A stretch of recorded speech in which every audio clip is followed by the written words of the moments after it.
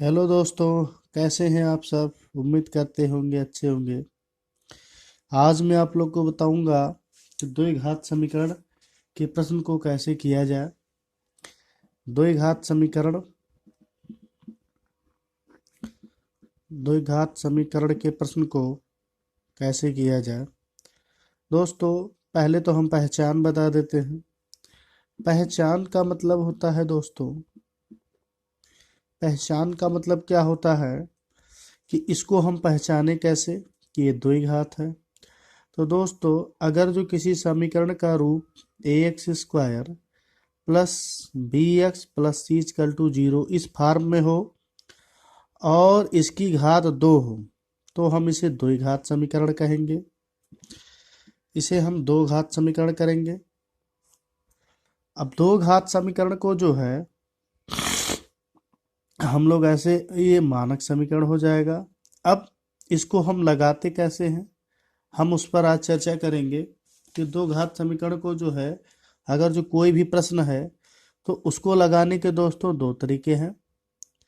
तो मैं पहला तरीका बताऊंगा गुणनखंड प्रमेय। गुणनखंड प्रमेय से जो है द्विघात समीकरण को सॉल्व किया जाता है। जैसे एग्जांपल में लेता हूं आपके सामने, 2x² माइनस 5x प्लस 3 = 0। अब जैसे ये दोस्तों समीकरण है, अब मुझे सॉल्व करना है, मुझे इसके मान को बताना है गुणनखंड प्रमेय द्वारा। तो सबसे पहले हम दोस्तों क्या करेंगे, इनका पहले इस टर्म का और इस टर्म का गुणा कर लेंगे। तो देखो 2x² और 3 का गुणा कराएंगे तो क्या होगा, 6x²। अब उसके बाद इस 6 का फैक्टर देखो दोस्तों क्या बनेगा, 2 बनेगा और 3 बन सकता है, 2 3 6। तो दोस्तों हमें लाना क्या है, हमें लाना है +6²। देखो दोस्तों यहाँ कोई प्लस चिन्ह नहीं है तो +6x²। हम क्या करेंगे, इसके दो भागों को, इसके जो मध्य है इसको दो भागों में तोड़ेंगे।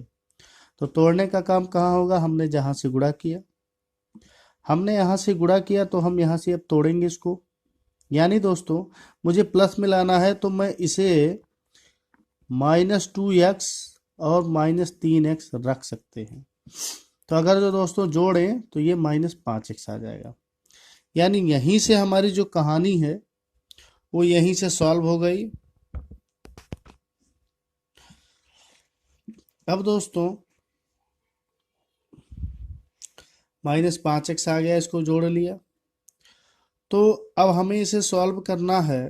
तो सॉल्व करने का जो तरीका है हमारा, वो हम इस समीकरण को लिख लेते हैं। जैसे मान लो लिख लिया 2x² -2x -3x +3 = 0। तो हमने इसके दो भाग कर दिए दोस्तों। इसको गुणा करने पर मुझे प्लस चाहिए तो यहाँ पे दोस्तों हमने क्या किया है, गुणा किया है, देखो इससे मिल जाएगा। जोड़ने पर अब हम क्या करेंगे, सीधा सीधा कॉमन ले लेंगे। तो कॉमन लेने का मतलब दोस्तों ये नहीं है, तो यहाँ पर 2x कॉमन ले लिया, देखो तो यहाँ बचा क्या, x, और यहाँ क्या बच जाएगा, 1 बच जाएगा। इसी प्रकार हम यहाँ से 3 ले लेंगे, -3, तो यहाँ पर भी x - 1 हो जाएगा बराबर 0 हो जाएगा। अब दोस्तों जब ये कहानी हो गई तो हम इसको भी यहाँ से कॉमन ले लेंगे। तो यानी x - 1 एक कोष्टक में और 2x - 3 एक कोष्टक में। अब दोस्तों हम कहेंगे जब x - 1 = 0 तो x बराबर क्या हो जाएगा, 1।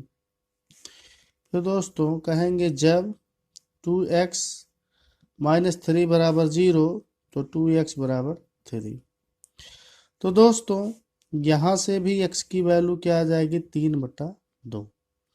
तो दोस्तों 3/2 यानी इसके दो मूल मिल गए। तो दोस्तों ये था गुणनखंड विधि।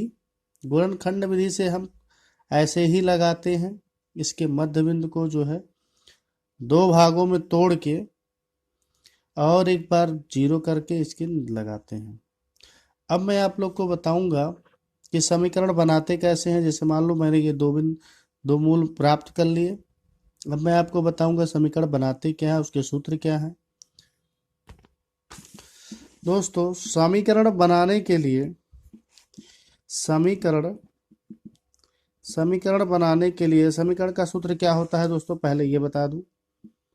समीकरण का सूत्र होता है एक्स स्क्वायर माइनस मूलों का योग, यानी दोस्तों हम ऐसे लिख सकते हैं इसे alpha plus beta into x और प्लस अल्फा इंटू बीटा बराबर 0।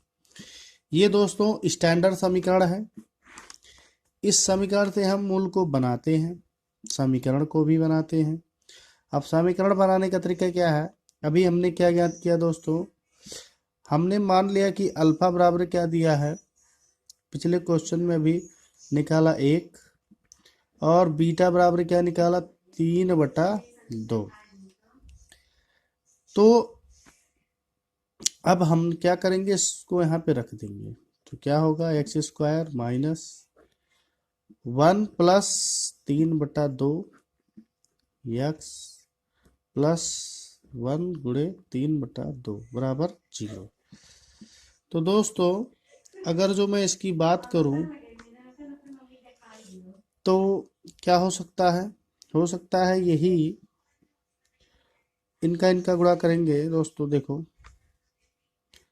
x और ये इनसे गुणा हो जाएगा, तो 2 प्लस 3/2 x प्लस 3/2 बराबर 0।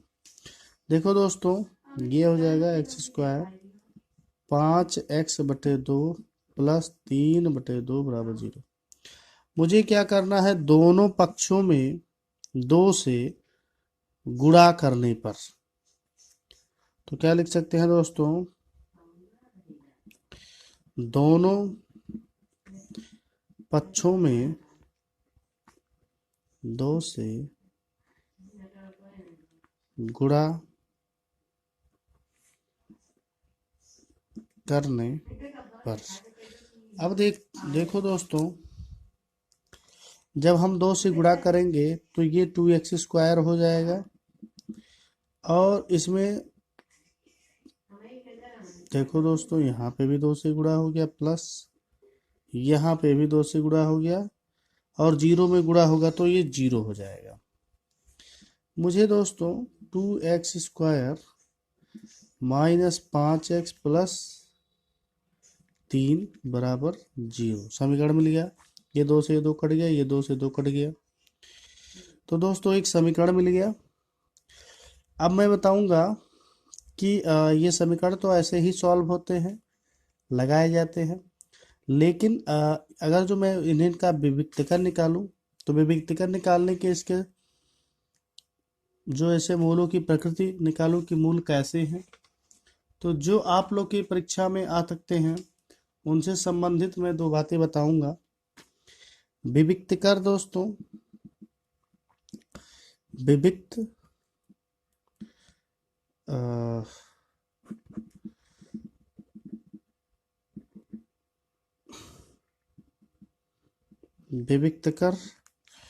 विविक्तीकर को कहते हैं डिस्क्रिमिनेंट,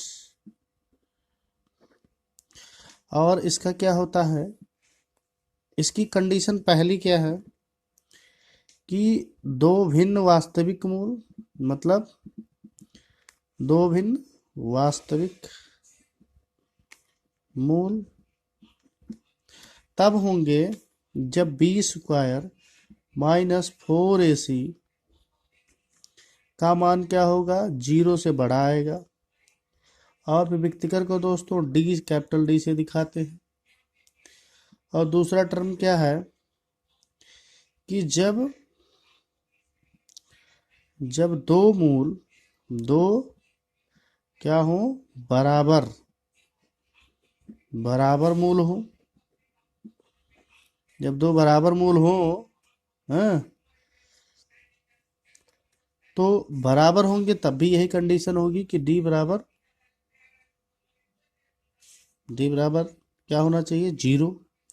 अगर जो डी बराबर 0 होगा तो जो दोनों मूल आएंगे वास्तविक आएंगे, लेकिन क्या आएंगे, बराबर होंगे, तब जब जी का मान 0 के बराबर होगा। और तीसरी कंडीशन क्या है दोस्तों, कि कोई वास्तविक कोई जो है वास्तविक मूल नहीं होगा। कब नहीं होगा, जब डी का मान जो है 0 से क्या आएगा, छोटा आएगा। यानी b² minus 4ac b² minus 4ac is less than 0। तो लेस देन 0 अगर जो आता है तो कोई मूल वास्तविक नहीं होगा। अब मैं कुछ उदाहरण जो है जो बोर्ड परीक्षा में आए हुए हैं उन्हीं से मैं चर्चा करूंगा। जैसे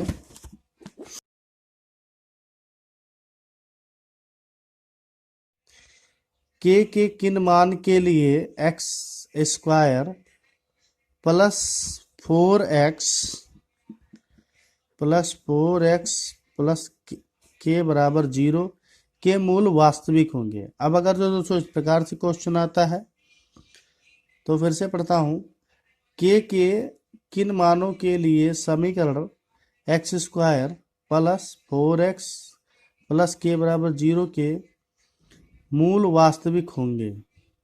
तो किन मानों के लिए वास्तविक होंगे, तो हमें यहाँ पर सबसे पहले तुलना करा लेना है। अब हमने दोस्तों तुलना करा लिया तो a बराबर आ गया 1, x का गुणांक 1 और b का गुणांक क्या हो जाएगा 4, c का गुणांक क्या हो जाएगा k।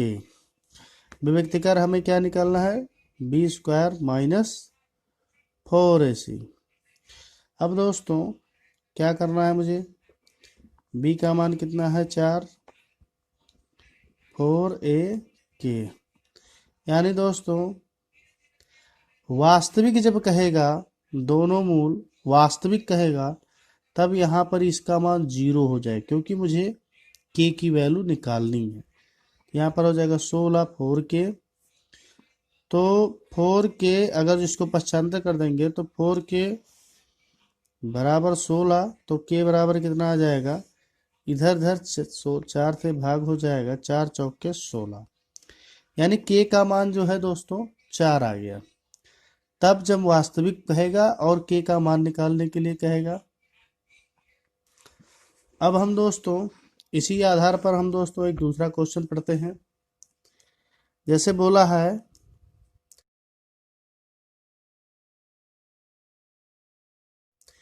के किन मानों के लिए समीकरण 3x² माइनस 10x प्लस के बराबर 0 के मूल एक दूसरे के प्रतिलोम होंगे।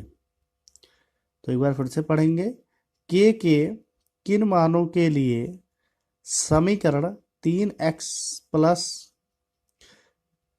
3x माइनस 10x प्लस के बराबर 0 के मूल एक दूसरे के प्रतिलोमक होंगे। तो दोस्तों यहाँ मूल एक दूसरे के प्रतिलोमक कह रहा है। तो प्रतिलोमक ज्ञात करने के लिए सबसे पहले हम क्या करेंगे, हम पहले इसका मान निकालेंगे। तो जैसे ही हम दोस्तों मान लेते हैं, मानना क्या है, पहले कॉमन कर लो व्यापक समीकरण से। अब व्यापक समीकरण से कॉमन करने पर ये 3, b का मान माइनस 10 और c का मान k बराबर 0। दोस्तों यहाँ से मैंने इस समीकरण को कॉमन कर लिया। अब उसके बाद हम जानते हैं, तो हम पहले मूल मान लेंगे। माना समीकरण के जो मूल हैं वो अल्फा तथा 1/अल्फा, क्योंकि दोस्तों मूल एक दूसरे के प्रतिलोमक बोला है, तो अल्फा तथा 1/अल्फा हो। तो दोस्तों कह रहा है कि एक दूसरे के प्रतिलोमक होंगे। तो हमें क्या पता है कि मूलों का योगफल अल्फा प्लस बीटा बराबर क्या होता है दोस्तों, माइनस बी बाई ए, यानी एक्स का गुणांक बटे एक्स स्क्वायर का गुणांक चिन्ह के साथ। और दूसरा क्या है, अल्फा इंटू बीटा बराबर सी बाई ए। तो दोस्तों एक दूसरे का प्रतिलोमक बोला है, तो हमें इस फार्मूले का इस्तेमाल कर लेना है। ये फार्मूले का इस्तेमाल यहाँ नहीं होगा, जब योग की बारी कहेगा तभी हम इस्तेमाल करेंगे। तो यहाँ पर देखो दोस्तों, कह रहा है अल्फा, तो यहाँ पर बीटा का मान क्या हो जाएगा, बीटा का मान प्रतिलोमक बोल रहा है तो 1/अल्फा हो जाएगा। और ये सी का मान यहाँ पर के हो जाएगा, ए का मान 3 हो जाएगा। अब देखो दोस्तों, अल्फा से अल्फा कट जाएगा, 1 बराबर के बटा 3, तो के बराबर क्या हो जाएगा दोस्तों, के बराबर हो जाएगा 3, तिरछा गुणा करेंगे, यानी के का मान जो है दोस्तों ऐसे भी निकाला जाएगा तब जब कहेगा प्रतिलोमक है। प्रतिलोमक कहेगा तो हमें मूल समान नहीं मानना है, वैसे ये हमारा सूत्र है। और मूल हमें क्या मानना है, दोनों अलग अलग मानना है, जैसे अल्फा तथा 1/अल्फा मानना है जब प्रतिलोमक कहेगा, नहीं तो हम अल्फा और बीटा मानेंगे। अब बीटा की जगह पर क्या रख देंगे, 1/अल्फा। अब एक प्रश्न से और हम लेते हैं, जैसे कह रहा है द्विघात समीकरण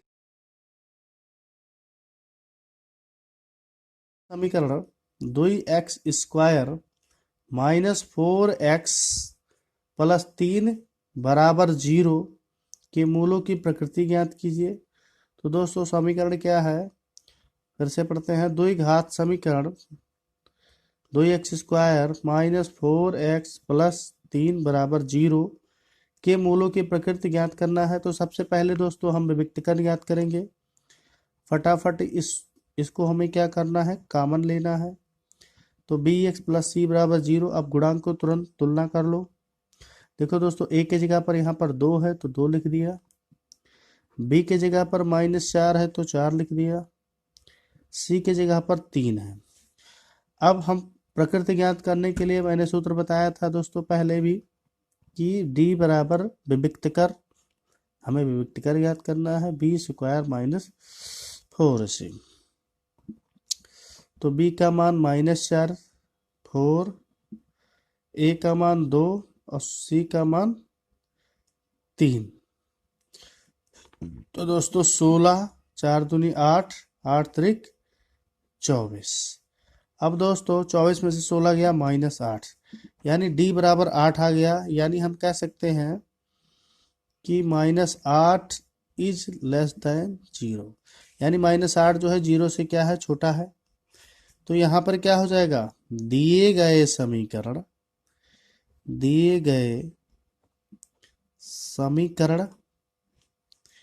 के कोई वास्तविक मूल नहीं है, वास्तविक मूल नहीं है। ऐसा दोस्तों क्यों हुआ, ऐसा इसलिए हुआ क्योंकि ये जो वैल्यू आई है वो -8 आई है। तो -8 आने के कारण जो है कोई वास्तविक मूल नहीं होगा। अब हम इसी तरीके से एक अगले उदाहरण की तरफ चर्चा करेंगे। दोस्तों एक अगला जो है क्वेश्चन है